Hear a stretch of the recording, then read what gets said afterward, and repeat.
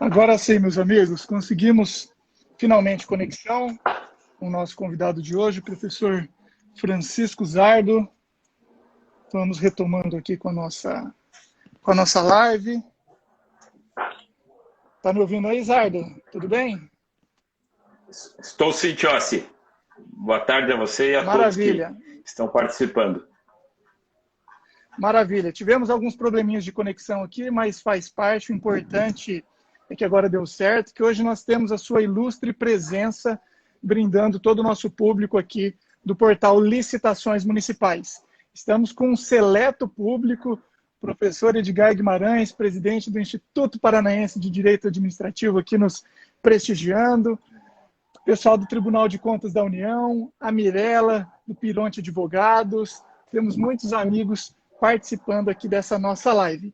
E hoje, o nosso convidado é o meu dileto amigo Francisco Zardo, o Zardo que também é o meu presidente da Comissão de Gestão Pública e Controle da Administração aqui na OAB Paraná, que com muita seriedade vem conduzindo a nossa comissão e conquistando para a advocacia pública paranaense muitos êxitos. Então, eu tenho uma satisfação muito grande de participar e compor essa comissão, sendo presidida por esse querido amigo. E o Zardo também é amigo de diretoria do Instituto Paranaense de Direito Administrativo, então, satisfação muito grande ter a presença dele aqui na nossa live.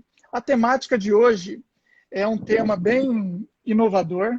Nós trataremos sobre a LGPD, que é a Lei Geral de Proteção de Dados, com foco específico nas sanções administrativas. O Zardo, que é um expert em licitações públicas, em probidade administrativa, ele que tem um livro sobre infrações e sanções nas licitações e contratos. Hoje nós falaremos sobre essas sanções no âmbito da LGPD. Então a palavra é toda sua, Francisco Zardo. Boa tarde, Tiossi. Boa tarde a todos os amigos e amigas que estão aí participando. Saúdo todos na pessoa do professor Edgar Guimarães, nosso presidente aí do IPDA. E te cumprimento, Tiossi, por esse trabalho que você vem desenvolvendo aí nesse período de quarentena. Tem sido um compromisso obrigatório aí às 17 horas participar dessas lives que você tem promovido. Quando você me convidou para tratar de algum tema aqui nesse teu canal, a gente conversou inicialmente para falar sobre sanções e infrações em contratos administrativos, né, que é um tema que eu tenho me dedicado, mas eu sugeri a gente começar a discutir essa questão das sanções administrativas na LGPD. Né? Inclusive, você mencionou a Mirella, aí o Rodrigo Pironte está organizando um MBA em LGPD, né, pela Policivitas. Eu sou um dos professores desse quadro e vou tratar justamente da parte de responsabilidade e de sanções na LGPD. Então, eu sugeria a você para a gente tratar desse tema, para a gente começar a discutir com as pessoas quais são os impactos da LGPD no âmbito do direito administrativo, e em especial no campo das sanções administrativas, né? Um tema novo para todos, né? Inclusive para mim. Tem uma expressão, né, de um ex-ministro da Suprema Corte americana, em que ele dizia que a vida do direito não tem sido a lógica, né, mas sim a experiência. E nós temos pouca ou nenhuma experiência em matéria de LGPD, né?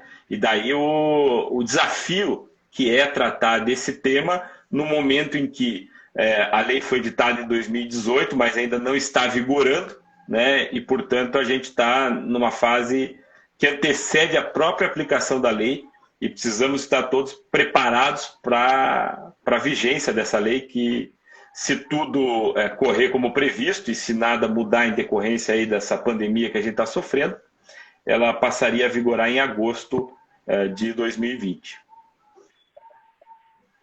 Não, maravilha. Antes de iniciarmos de fato a nossa temática, eu gostaria de ressaltar o total apoio que nós recebemos da Comissão de Gestão Pública da OAB Paraná, presidida pelo colega Francisco Zardo.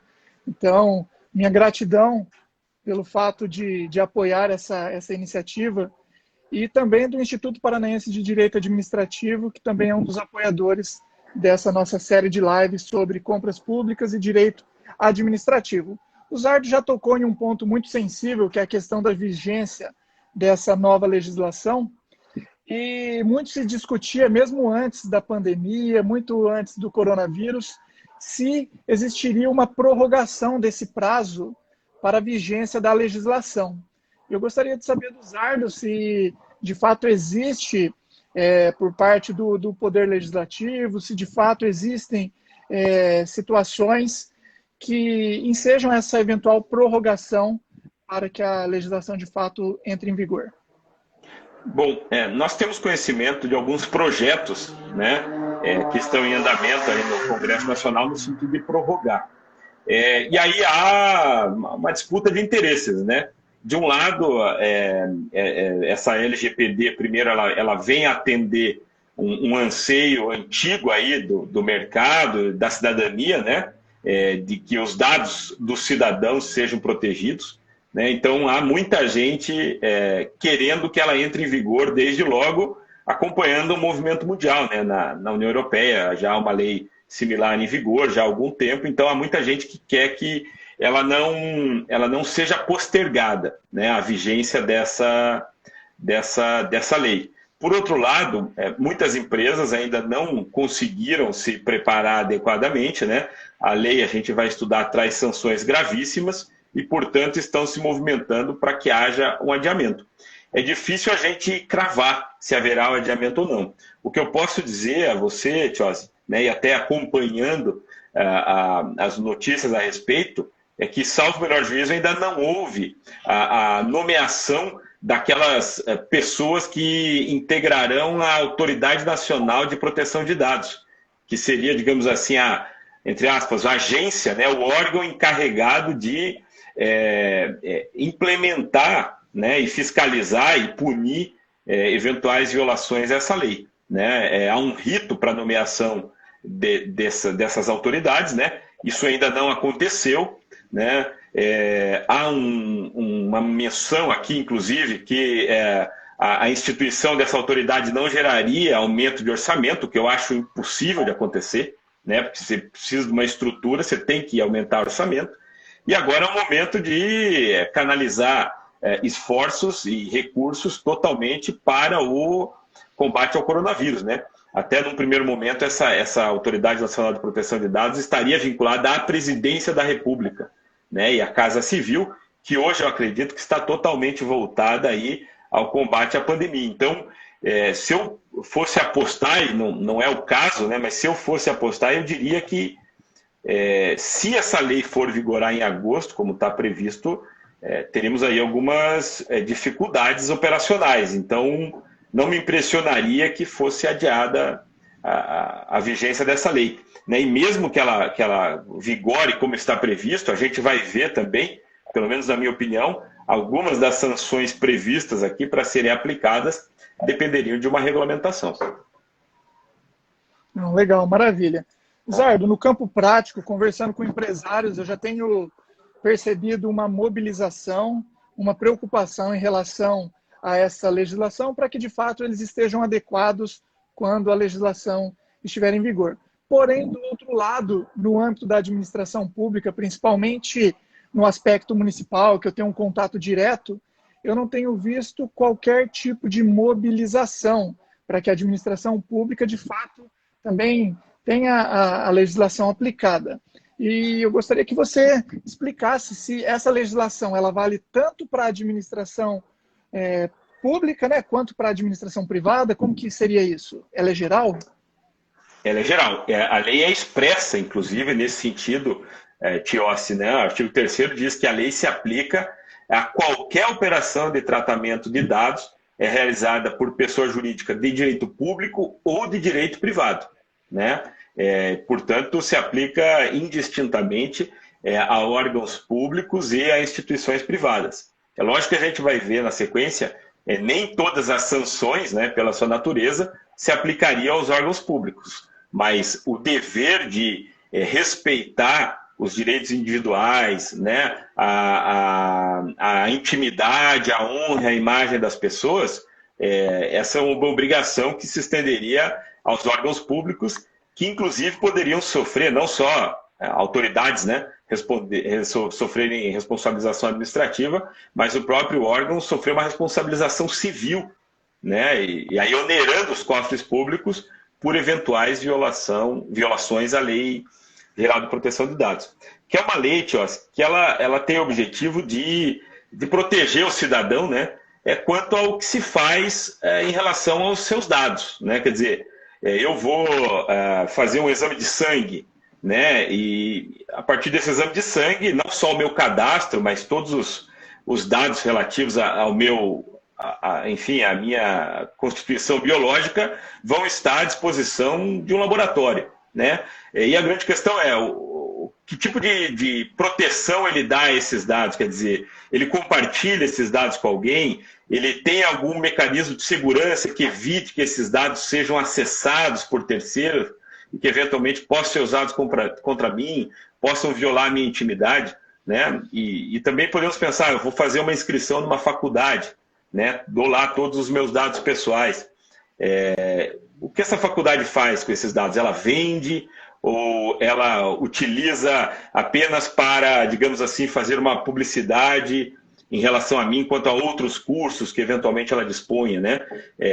A própria legislação prevê que a pessoa deve consentir, né, se esse for o destino dos dados. Então, quando eu, por exemplo, vou fazer uma inscrição, vai ter lá uma cláusula no contrato que eu autorizo que esses dados sejam utilizados e é preciso estar especificada a finalidade para a qual esses dados vão ser utilizados, né? Eu posso, inclusive, pedir, em dado momento, que esses dados não sejam mais utilizados, né? Posso pedir que esses dados sejam excluídos. Tudo isso é objeto dessa Lei Geral de Proteção de Dados, né? E as sanções administrativas é a forma idealizada pelo legislador, né, sem prejuízo da responsabilização civil ou eventual responsabilização criminal, mas é a forma idealizada pelo legislador para punir aqueles que eventualmente não observem o que consta na legislação. Não, maravilha. Antes de adentrarmos efetivamente no quesito de sanções, né, essa é uma legislação de 2018, que em 2019 sofreu alterações, inclusive com a criação do Agente Nacional, né, de Proteção de Dados. O que seria, na prática, o que seria de fato esse agente nacional, essa autoridade nacional de proteção de dados? Exatamente. Essa Autoridade Nacional de Proteção de Dados é um órgão, né, e a lei diz que é um órgão vinculado à estrutura da Presidência da República, né, que terá a finalidade de regulamentar essa lei, né, de orientar a aplicação dessa lei, de fiscalizar o cumprimento dessa Lei Geral de Proteção de Dados e, havendo violações à lei, aplicar sanções, né? Olhando a lei, né, e num primeiro momento ela é tratada como órgão, né? Mas se você olhar a configuração dessa Autoridade Nacional de Proteção de Dados, se percebe que quer dar a ela uma feição similar à de uma agência reguladora, né? Então, haverá um Conselho Nacional de Proteção de Dados, que é composto por 23 representantes do Poder Executivo, do Senado, da Câmara, Conselho Nacional de Justiça, Conselho Nacional do Ministério Público, quer dizer, é uma atuação bastante ampla, né? Esse conselho vai ter, inclusive, participantes da sociedade civil, de entidades científicas, né? E, além desse conselho, haverá essa autoridade, né, que vai ser formada por um conselho, aí não um conselho consultivo, mas um conselho diretor, né? Essas pessoas que integrarão esse conselho diretor vão ter que ser escolhidas entre pessoas com reputação ilibada, né? Então a gente já vê aí uma similaridade com a nomeação para os membros de agências, né? Terão que ter nível superior de educação, quer dizer, não poderão ser pessoas de indicação política, né? E terão que ter um conceito no campo de especialidade dos cargos para os quais vão ser nomeados, né? Então, devem ser especialistas, né? Esse pessoal do Conselho Diretor, eles terão mandato de 4 anos, né? Ou seja, isso dá a eles uma certa proteção para exercer a sua atividade de maneira independente, né? E eles só vão poder perder esse cargo em virtude de renúncia, condenação judicial transitada em julgado ou pena de demissão mediante processo disciplinar, né? De modo que o que se procurou dar a essas pessoas, como eu falei, a proteção necessária para que elas possam exercer uma atividade que vai ser tão importante e que vai ter tantas responsabilidades, inclusive poder, né? Porque a gente vai ver as multas administrativas, por exemplo, previstas, são altíssimas, né? Então, aquele que vai aplicar essas sanções tem que ser alguém que possa exercer o cargo com independência para não ficar sujeito a injunções políticas, e até pressões de toda a ordem, quer para condenar ou para absolver, sem que isso seja a decorrência daquilo que está no processo, né? Perfeito, perfeito. Muito bem pontuado pelo Zardo, essa questão da autoridade nacional, de fato, precisa do envolvimento dessas entidades e principalmente desses quesitos para que nós tenhamos uma lisura, para que nós tenhamos transparência, para que nós tenhamos efetividade na aplicação da norma. Zardo, a legislação, nos artigos 42 até o artigo 45, trata da questão da responsabilidade, né? Seria responsabilidade civil dos agentes no tratamento dos dados. Como que se daria essa responsabilidade? O que a legislação dispõe a respeito? Eu entendo que seria assim uma responsabilidade civil, né? E ali ela prevê a responsabilidade dos agentes de tratamento, né? Que é o controlador e o operador, né? Que são as pessoas que primeiro decidem sobre o tratamento de dados, né? No caso do controlador, e o operador é aquele que trata os dados por determinação do controlador. Então essas pessoas, né, seriam os alvos dessa responsabilização civil.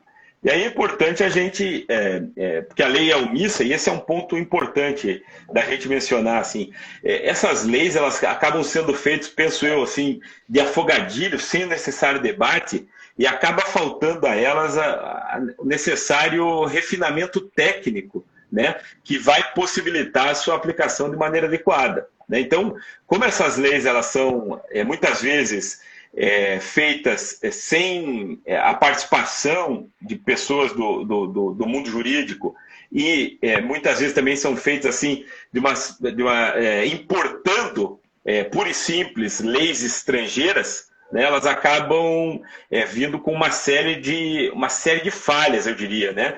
Por exemplo, a lei não deixa claro se a natureza da responsabilidade que criada pela LGPD é uma responsabilização objetiva ou subjetiva, né, do ponto de vista civil, né? Ou seja, se é uma responsabilização que demanda a caracterização da culpa ou do dolo, né, ou se, ao contrário, como é próprio nas relações, por exemplo, de consumo, há uma responsabilidade que independe da existência de culpa, né? Eu notei, estudando essa lei, que ela, em muitos aspectos, ela copia o Código de Defesa do Consumidor. Porém, nessa parte em que o Código de Defesa do Consumidor fala independente da existência de culpa, a lei não importou, né? O que me leva a concluir que se aplica, nesse caso, a responsabilidade geral, né? Que é aquela prevista no Código Civil, que é a responsabilidade subjetiva no campo civil, né? Salientando que, e a própria lei faz isso, né, que as normas que eventualmente envolvam o tratamento de dados, mas sejam realizadas no campo de uma relação consumerista, ou seja, numa relação de consumo, aí o Código Civil continua incidindo, né? Mas se a gente pensar aqui numa relação que não seja de consumo, e aí posso citar, por exemplo, a relação do advogado para com o seu cliente, né? Nesse caso, não estando sendo uma relação de consumo, não seria uma responsabilização objetiva no campo civil, e sim uma responsabilização de natureza subjetiva, como prevê o artigo 927 do Código Civil. Né? Não, maravilha. Ainda Falando nesse campo de da responsabilidade... Só pegando Vontade, um gancho aí com o que você comentou, a própria legislação ela traz casos de excludente de responsabilidade. O artigo 43, salvo engano, ele apresenta essa questão das excludentes. E daí, como que isso se daria? Quais são os quesitos necessários para que a gente consiga, de fato, se enquadrar? O primeiro excludente que está previsto ali no artigo 43, né, é a não realização do tratamento de dados que é atribuído ao controlador ou ao operador. Eu entendo, né, e volto a dizer, isso também foi uma importação do Código do Consumidor, eu entendo que essa é uma excludente que seria até desnecessária, né, mas, enfim, ela consta na lei, acho válido esse registro, porque se a realização do tratamento não foi realizada por aquele que é o controlador ou operador, não há sequer conduta, né? E a conduta é uma das premissas necessárias para configurar a responsabilização. Né? Quer dizer, se aquele tratamento não foi feito por mim, naturalmente eu não vou ser responsabilizado. Se eventualmente ele foi feito por uma outra pessoa, recairia sobre ele essa responsabilização. A outra excludente que consta na lei é a realização do tratamento sem violação à legislação de proteção de dados, ou seja, há uma conduta de tratamento de dados, mas é uma conduta lícita. E aí eu também não vejo sentido, mas enfim, precisamos dar um sentido à lei, porque está positivado, né? Mas eu não vejo sentido também em procurar responsabilizar alguém que realizou um tratamento sem violação à legislação de proteção de dados, né? E a terceira hipótese de excludente de responsabilidade é que eventualmente houve um dano, uma violação à lei, mas aquele dano decorre de culpa exclusiva do titular dos dados ou de terceiro, né? Quer dizer, hipótese de culpa exclusiva da vítima, quer dizer, se foi o próprio titular, né, que deu causa, por exemplo, a um vazamento, e não aquele que estava fazendo o tratamento de dados, eu não vejo como responsabilizar o controlador por esse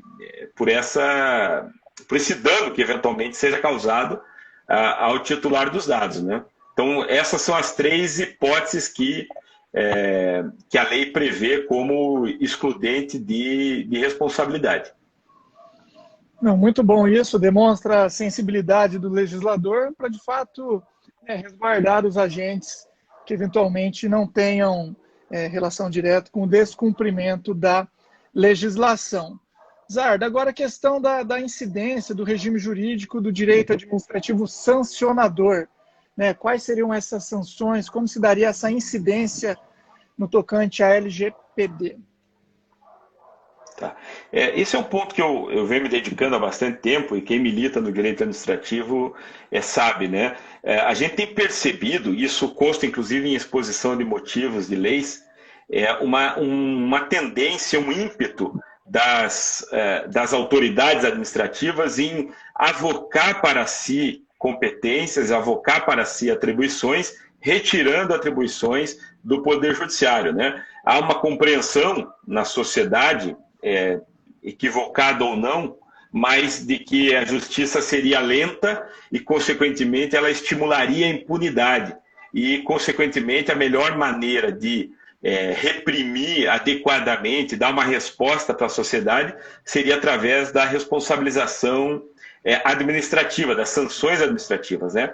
Isso consta, por exemplo, na exposição de motivos da Lei Anticorrupção, né, que atribui a autoridades administrativas sanções extremamente severas, né, como, por exemplo, a aplicação de multa de 20% do faturamento bruto de uma empresa. Quer dizer, atribui-se a uma autoridade administrativa, ao prefeito de uma pequena cidade, o poder de aplicar a uma empresa uma sanção que é de 20% do faturamento bruto. Quer dizer, algo bastante drástico. E se faz isso como eu falei, com a justificativa de que isso seria mais célere. Pois bem, isso está posto pelo legislador e nós temos que interpretar. O que eu acho fundamental nesse aspecto das sanções administrativas é a gente compreender e atuar no sentido de que a transferência desse poder de punir da justiça para a administração pública não significa de modo algum relativização de garantias. Né? Quer dizer, eu não vou admitir, só porque é um processo administrativo, que a sanção seja aplicada de qualquer jeito. Né? Como diz o ministro Marco Aurélio, de cambulhada, né?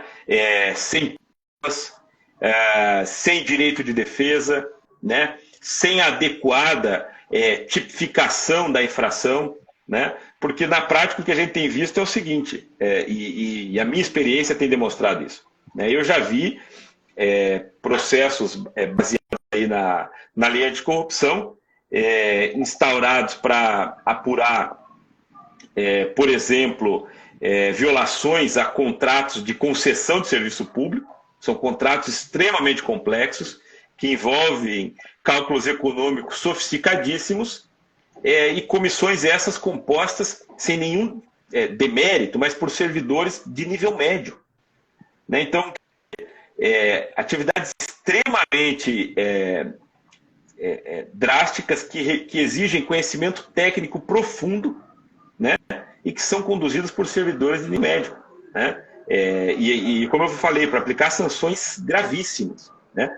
Por isso é que a gente não pode admitir, né, que sanções administrativas sejam aplicadas sem a observância da Constituição, né, sem a observância da lei e sem um processo adequado. Né? Então, quando eu falo assim, a incidência do regime jurídico do direito administrativo sancionador, é aquele regime mínimo de garantias da condução de um bom processo. Né? E é importante sempre dizer que condução de um bom processo não significa estímulo à impunidade. Ao contrário, né? Porque um processo mal conduzido, né, um processo que não respeite o direito de defesa, seguramente vai ser anulado pelo Poder Judiciário, ou pode ser anulado pelo Poder Judiciário. Né? Você tem uma atuação muito intensa em tribunais de contas, Tiossi, e esses dias eu estava me debruçando sobre algumas leis, e a única lei que eu identifiquei que em Tribunal de Contas prevê a produção de prova testemunhal é o Tribunal de Contas do município de São Paulo. Né? Ou seja, faz-se um processo administrativo, e a Constituição assegura o direito à prova, e o Supremo já disse que o direito à prova é amplo, né? Mas nos tribunais de contas não se admite produção de prova. O Tribunal de Contas da União, por exemplo, não admite produção de perícia. Né? Isso é reiterado na jurisprudência. Né? Não admite produção de oitiva de testemunha, tudo tem que ser feito por juntada de documento. Mas há determinadas provas que só podem ser colhidas via testemunhal. Né? Você tem que chamar a pessoa e ouvi-la. Então, o que eu quero dizer admitindo-se que isso será conduzido por processo administrativo, isso não significa que a gente vai ter uma redução de garantias. Né? Por quê? Porque o direito administrativo sancionador ele tem que, de um lado, né, assegurar a aplicação da lei e proteger o cidadão, né, que tem os seus dados utilizados indevidamente, mas ele tem também que assegurar aquele que está sendo acusado um processo justo. E o que é um processo justo? É aquilo que está na Constituição. Por exemplo, o princípio da legalidade, quer dizer, eu só vou ser punido se aquela minha conduta estiver descrita na lei como uma conduta ilegal. Né? Eu só vou ser punido com base em leis já existentes no momento em que eu pratiquei a conduta. Quer dizer, a lei não vai retroagir para punir condutas já ocorridas. Né? Isso pode parecer óbvio que eu estou mencionando, mas logo adiante a gente vai ver que não é tanto assim. Né? A questão também da pessoalidade da sanção, quer dizer, a pena não pode passar da pessoa do condenado.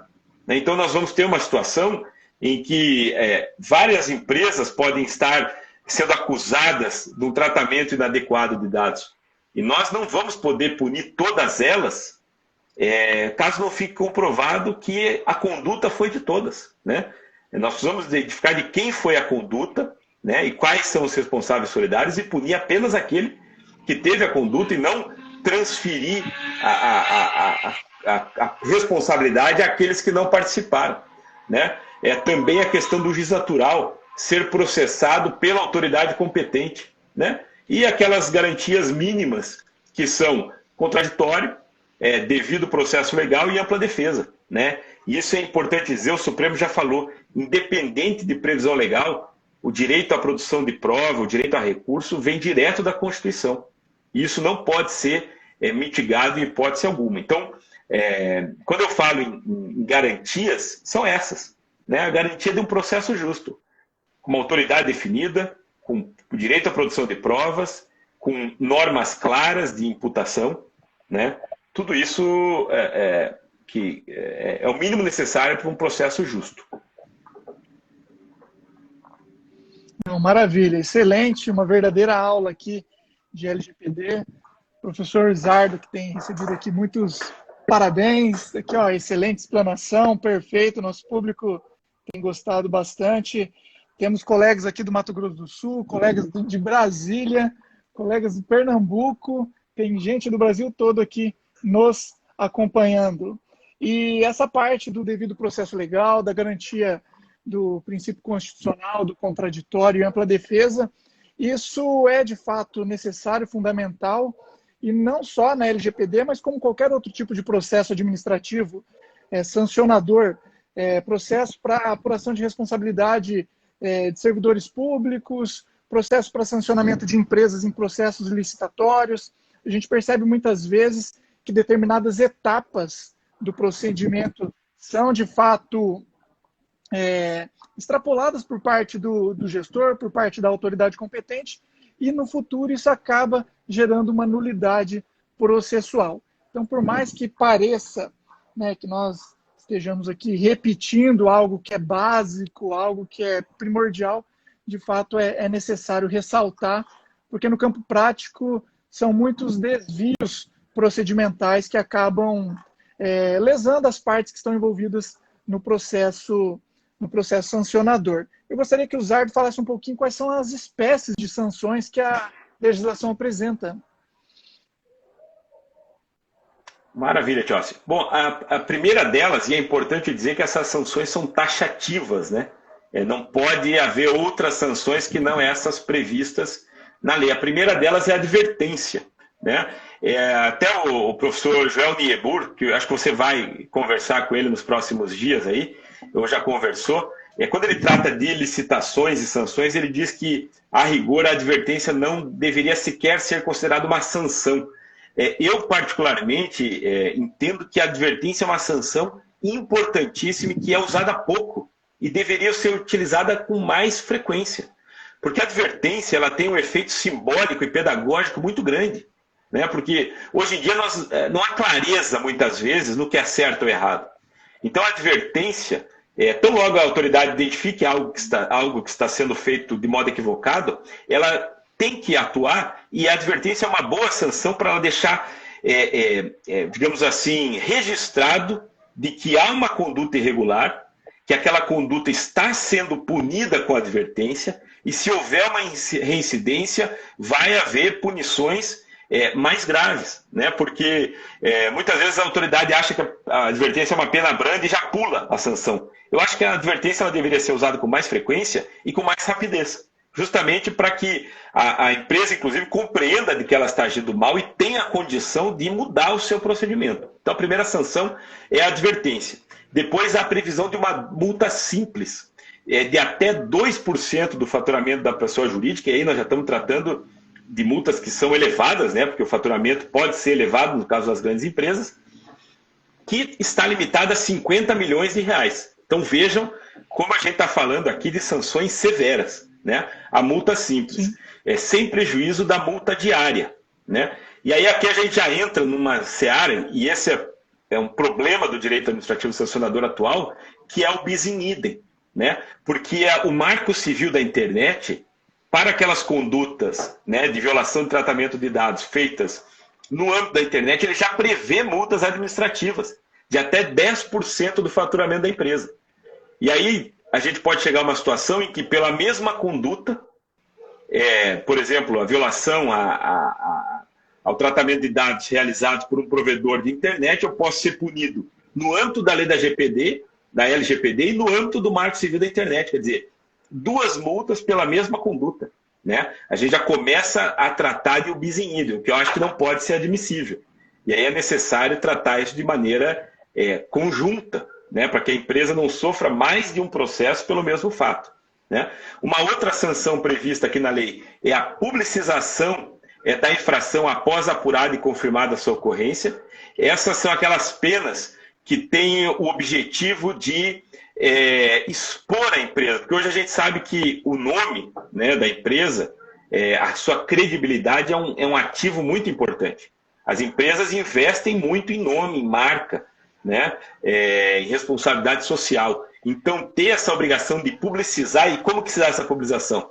A empresa teria que publicar no seu site, nos meios de comunicação, que ela foi punida por desrespeitar a legislação de tratamento de dados. Quer dizer, isso pode afastar, né, muitos consumidores do seu âmbito aí de alcance. Então, essa é uma sanção que no primeiro momento pode parecer menor, mas ela trata e atinge diretamente a imagem da pessoa, né?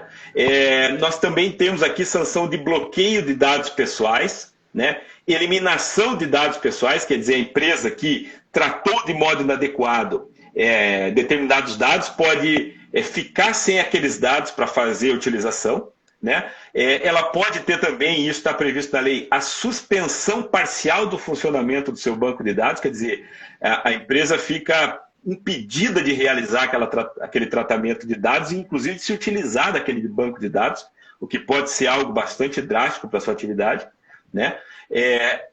A suspensão do exercício de dados, né, de tratamento de dados e, finalmente, a última pena, e a mais grave, a proibição parcial ou total do exercício de atividades relacionadas ao tratamento de dados, né? E aí, ou seja, e a lei prevê que essas penas têm que ser aplicadas de modo gradativo, tá? Não posso ir direto para a aplicação da pena mais grave, eu tenho que observar uma certa gradação e a lei traz todos esses regramentos para essa gradação. Mas um ponto que me parece importante a gente problematizar é que essa proibição total ou parcial, nos termos da lei, pelo menos aqui, não consta um prazo, né? E a gente sabe que a Constituição Federal veda penas de caráter perpétuo.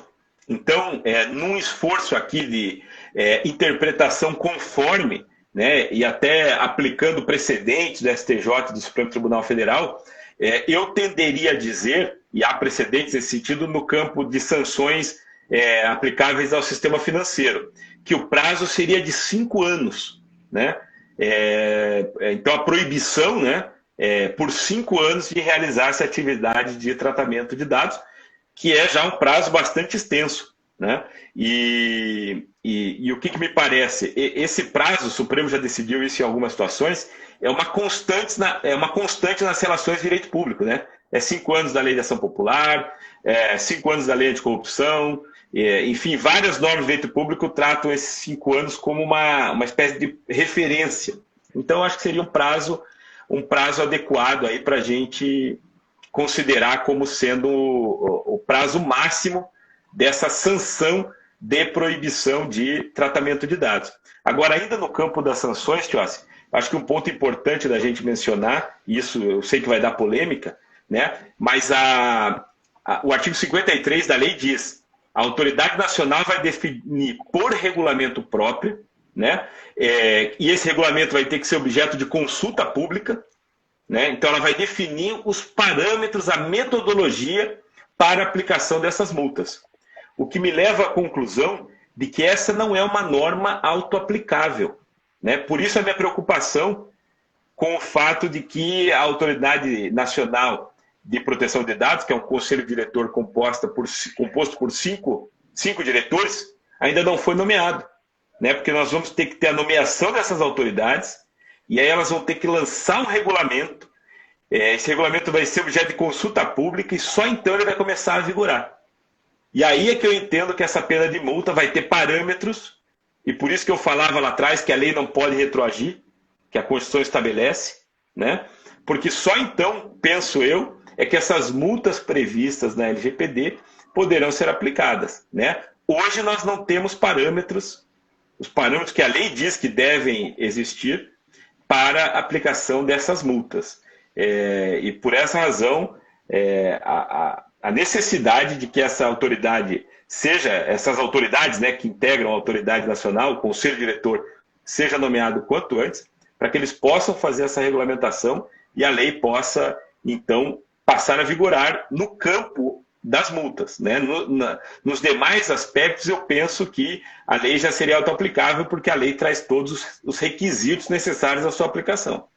Mas em relação às multas, a própria lei remete ao regulamento. E enquanto esse regulamento não estiver publicado, eu entendo que as multas, que ao meu ver são as sanções que mais vão ser aplicadas, ainda não poderão ser aplicadas pela falta de parâmetros. Maravilha, faz todo sentido realmente essa questão da auto-aplicabilidade dos demais pontos dessa legislação, mas não faria sentido, né, se não existisse a necessidade de regulamentação, porque é um ponto que ficou omisso ali na legislação e, de fato, causa toda essa controvérsia em cima da matéria. Zardo, em relação às espécies de sanções, né, eu também compactuo da ideia que a advertência é uma sanção muito importante e ela deve ser utilizada com mais frequência por parte da administração pública. Na verdade, deveria utilizar a advertência até como uma forma de dialogar com aquela empresa, com aquela pessoa que eventualmente está sofrendo um processo administrativo, independente da natureza desse processo administrativo, porque no campo prático, puxando um pouquinho aqui para os processos licitatórios, muitas vezes vem uma empresa, ganha uma licitação, o contrato é assinado, essa empresa não é convocada sequer para uma reunião de apresentação, para relatar quem é o seu interlocutor, quem será o responsável por parte do município para fiscalizar e gerir aquele contrato, e dependendo do nada, após um atraso, após uma eventual inexecução contratual, ela é surpreendida já com uma multa, com um aviso de suspensão, até mesmo de uma inidoneidade, sem que qualquer ato pretérito de diálogo ou de advertência tenha sido tomado. Então a gente vem percebendo determinados abusos em alguns processos administrativos, mas a LGPD ela traz de forma gradual a aplicação dessas sanções, e uma sanção que me chamou muita atenção foi a questão da autopublicização dessa sanção que a empresa tomou. Porque se nós pegarmos como parâmetro, muitas vezes, uma ação civil pública de improbidade administrativa, e na ação civil pública, muitas vezes, essa publicidade ela é até antes da própria sentença, da condenação, do trânsito em julgado. E a simples propositura de uma eventual ação, muitas vezes acaba com a imagem, com a credibilidade de determinadas empresas, agentes públicos, políticos, e acaba causando um estrago muito grande, né? Nós temos inúmeros casos aí, cenário nacional, que podem ser relatados, inclusive o Zardo, especialista em improbidade, a gente pode marcar uma outra live para tratar dessa temática, mas me preocupa muito essa questão da publicização da imagem, né? Entendo que essa publicidade ela se dará ao final, quando de fato houver um trânsito em julgado, uma condenação administrativa, mas, ao meu ver, uma sanção tão gravosa, ou talvez até mais gravosa do que as demais, porque isso vai implicar diretamente na continuidade dos serviços daquela determinada empresa. Então, me chamou muita atenção essa sanção. Eu partilho, Tiossi, dessa tua preocupação, né? Porque é o tipo de sanção, quando a gente está lendo ali, a gente passa batido e não acha tão grave. Mas o dia que ela é aplicada e a repercussão que ela causa, e a gente já teve experiência de situações em que isso ocorreram, por exemplo, porque isso está previsto na lei do CAD, né? A gente vê que elas são sanções que às vezes impactam o caixa da empresa muito mais do que uma pena de multa. E só para concluir nesse ponto das sanções, Tiossi, acho importante mencionar também, tem aquela frase do Chico Buarque que diz, né, você inventou o pecado e esqueceu de inventar o perdão. É a questão da prescrição, né? Isso, aliás, não sei se é uma amnésia, mas o legislador em matéria de sanção administrativa, ele é useiro e vezeiro é uma amnésia seletiva, né? Em esquecer de fixar o prazo prescricional, né? o Supremo Tribunal Federal já fixou a orientação de que a prescritibilidade é a regra e a imprescritibilidade é a exceção. De modo que a imprescritibilidade tem que vir expressa. E na Constituição a gente tem imprescritibilidade para racismo, para terrorismo e, mais recentemente, para o dano ao erário. Né? De modo que eu não tenho dúvidas em dizer que as sanções administrativas previstas na LGPD prescrevem. Na falta de uma previsão legal explícita na LGPD, a gente tem que buscar na aplicação de outras leis esse prazo. E nesse aspecto eu diria, até por ser autoridade nacional, uma autoridade federal, né, eu diria que se aplica a Lei 9873 de 99, que estabelece o prazo de prescrição para o exercício da ação punitiva pela administração pública federal. E esse prazo é de 5 anos, né? Salvo se o fato constituir crime, porque nessa hipótese daí, esse prazo prescricional vai ser regido pela lei penal. Né? Então, esse seria a minha consideração final aí. Lógico, estou à disposição a respeito da parte das sanções. Não, maravilha. Esse é um ponto um ponto primordial, que é a questão de prescrição.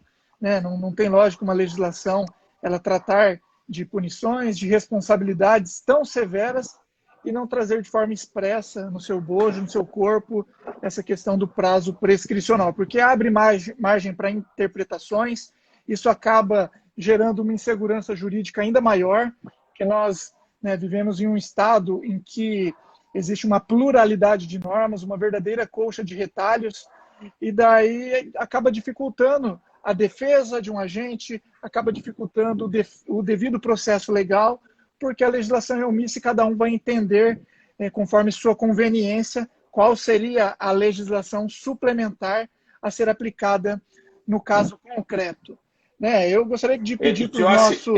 É importante dizer...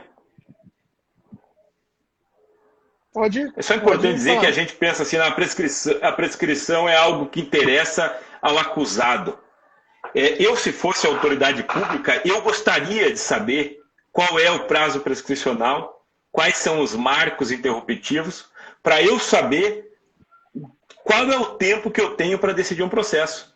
Porque às vezes eu posso fazer uma interpretação ampliativa na ausência de lei, e posteriormente aquela sanção ser anulada no judiciário, porque o juiz entende que houve prescrição, e eu, autoridade pública, venho a ser responsabilizado por ter sido omisso. Então eu acho que a prescrição, a regra clara, ela é de interesse inclusive da administração pública, que vai saber de antemão qual é o prazo que ela tem para agir.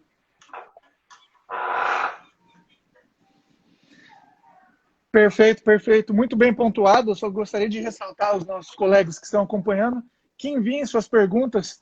Não sei se o professor Edgar ainda está por aqui, mas quando nós iniciamos a primeira live, ele havia feito um questionamento, mas como nós retomamos aqui numa outra oportunidade, sumiu a pergunta que o doutor Edgar havia feito.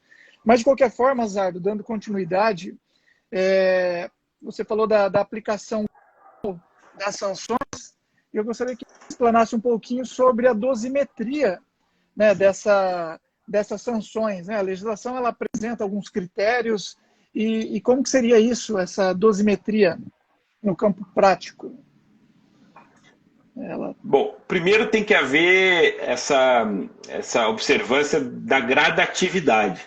Então, iniciar pelas sanções menores, salvo se houver motivo para desde logo aplicar uma sanção mais grave. Então, as peculiaridades do caso concreto é que vão ditar isso, mas a princípio aplica-se a sanção menos grave e se a autoridade não quer aplicá-la, ela tem que deixar isso devidamente justificada. Ela precisa motivar o porquê que não está adotando a sanção mínima.